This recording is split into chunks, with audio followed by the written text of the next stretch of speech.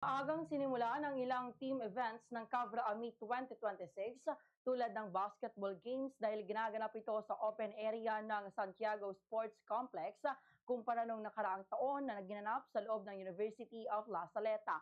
Dahil sa matinding init ng panahon, naging hamon ito sa mga manlalaro na siya rin nga naging dahilan ng mas umiinit na tensyon sa loob ng korta.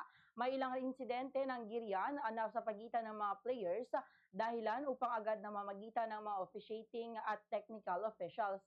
Sa panayam ng Bombo Radio Kawain kay Basketball Tournament Director Ginoong Jerry Tangana, patuloy nilang ina-assess hindi lamang ang kakayahan kundi pati ang disiplina ng bawat manlalaro. Dagdag pa niya kung ihahambing sa nakaraang taon, mas kapansin-pansin ngayon ang taas o height advantage ng mga players na maari umanong maging malaking bentahe sa mas mataas na antas ng kompetisyon gaya ng palarong pambansa.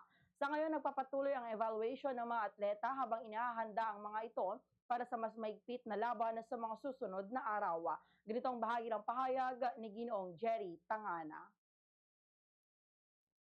Ang problema, may summer class kasi kaya dito ginanap.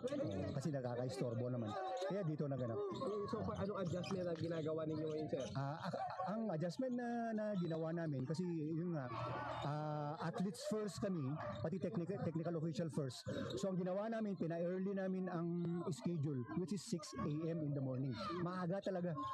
Tapos mag-end kami ng siguro mga 9 or before 10. Then magre-resume kami 3:30 or 4:30 ng hapon.